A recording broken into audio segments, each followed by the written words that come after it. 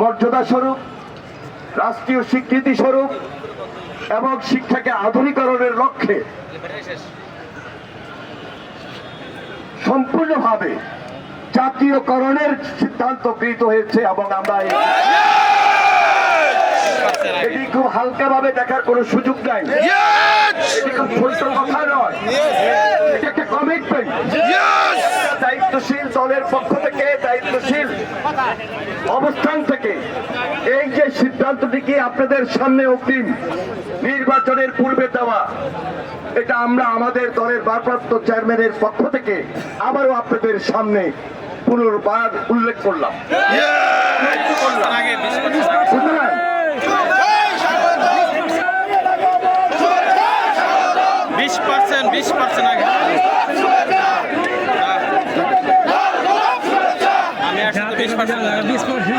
ইতিমধ্যে আপনার যে দাবি নিয়ে দীর্ঘদিন থেকে আন্দোলন করছেন, গত 12 তারিখ থেকে আজকে 20 তারিখ পর্যন্ত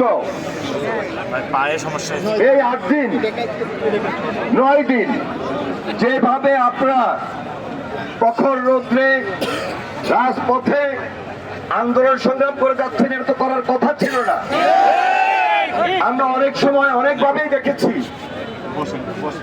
শিক্ষকরা বারবার রাস্তায় আসতে হয়, শিক্ষকদেরকে আন্দোলন করতে হয়, আবেদন করতে হয়। সেই কেনর উত্তরটা দিতে যেয়ে আমি আপনাদেরকে বলছি, আগামী দিনে যেন এই আন্দোলন আর না করতে হয়, সেই জন্য ওই যে পূর্ণ জাতীয়করণের কথাটাই আমরা আপনাদের সামনে তুলে ধরলাম।